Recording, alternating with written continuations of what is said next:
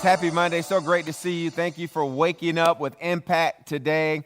This week, we're going to be talking about revival. And I really want to give some information and some clarity about what revival is, what it's not. And so we're going to just dig right into it all week. So it should be a great time. And I'm really encouraging everybody to get the prayer guide. You can download it. I believe it's on the Church of the Highlands app, a version of it. It may be available on our app, but if you want to get it in person, you may be like us. It's good to have a hard copy because I really want us to be 100% praying church. And we want to give you all the tools necessary for you to pray, to believe God, to get answers, to go from where you are to where He wants you to be. And that really starts with us praying because any kind of success is a success first in the room of prayer. And so let's get right into what this revival word means in the Hebrew. It means to bring back to life. It means to restore to consciousness. It also means to restore to a previous condition. Now understand me, hear me well. The biblical meaning involves restoration, rejuvenation, or renewal of interest after spiritual neglect or oblivion, or we can use the word obscurity. So let me tell you what it's not. Revival, as used in the Bible, is not evangelism, even though many may be revived as a result of it or saved. It is not emotionalism, although there may be some really big emotional manifestations connected to it. Well, if it's not that, what is it? It is a personal renewal to spiritual life of an individual or among a group of people. It is the heartfelt return to God and to His word or His commandments. But the question we have to ask ourselves, okay, we talked about what it's not. We talked about a little bit about what it is. When is it needed?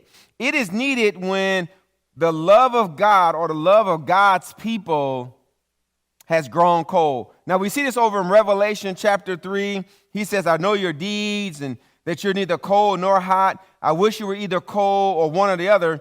So because you are lukewarm, neither not hot or cold, I'm about to spit you out of my mouth. You say, I am rich, I have acquired wealth, and I do not need a thing, but you not realize that you are wretched, pitiful, poor, blind, and naked. And it says in verse 19, those whom I love, I rebuke and discipline.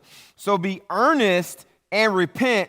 Here I am. Stand at the door and knock. If anyone hears my voice and opens the door, literally opens the door of their heart, I will come in and eat with that person and they with me. To the one who is victorious, I think the King James says overcomes, I will give the right to sit with me on my throne. God rewards the overcomer, just as I was victorious and sat down with my Father on His throne. So He goes from you being lukewarm to sitting right there on His throne. And it's so important that we make the adjustment. And I believe one of the key words He talks about is the word repent. We'll talk about that a little bit later in the week. So let's look at the symptoms of a need for revival.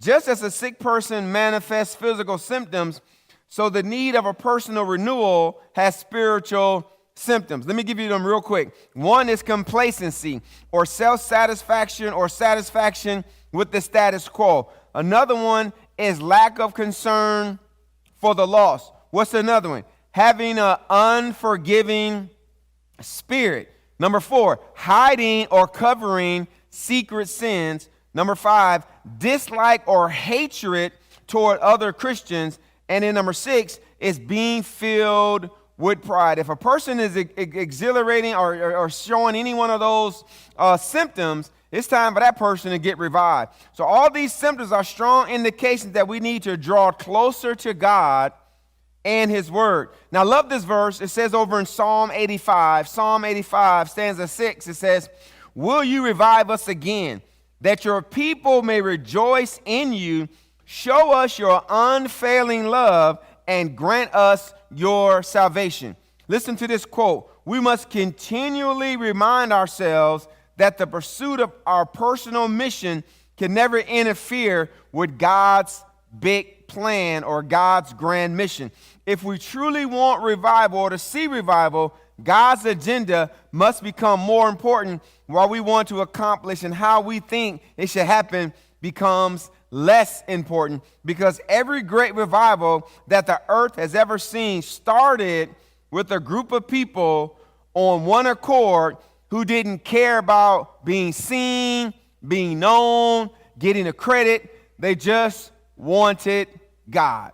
And so to wrap it up today, listen to this statement.